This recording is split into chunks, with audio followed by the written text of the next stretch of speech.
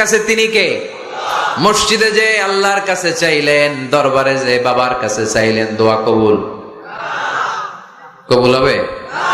হবে? চাইতে হবে একজনের কাছে, তিনি কে? অন্য কোথাও যেন আমরা না চাই। মাজারে যে যাওয়া যায় না, মাজার জিয়ারতের জন্য যাবেন, যে সালাম দিবেন, নিজের জন্য দোয়া করবেন, কবরে শুয়ে থাকা লোকটার জন্য দোয়া করবেন। ওখানে কিছু চাওয়া যাবে? চাইবেন কার কাছে?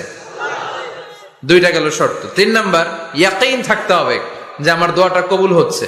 যখন দোয়া করবেন আপনার এই বিশ্বাস থাকতে হবে, আমার রব আমার ফরিয়াদ শুনছে, তিনি আমার কথা শুনতে পাচ্ছে, আমি চাওয়া মাত্রই তিনি সব দিয়ে দিতে পারে, এবং আমার রব আমাকে ফিরাবে না, তিনি দিবেনই। এরকম ইয়াকিন থাকতে হবে। উদুল্লাহ ওয়া আনতুম মুকিনুনা বিল ইজাবা, এমন ভাবে দোয়া করো যে তুমি সুনিশ্চিত এই দোয়া কবুল হবেই।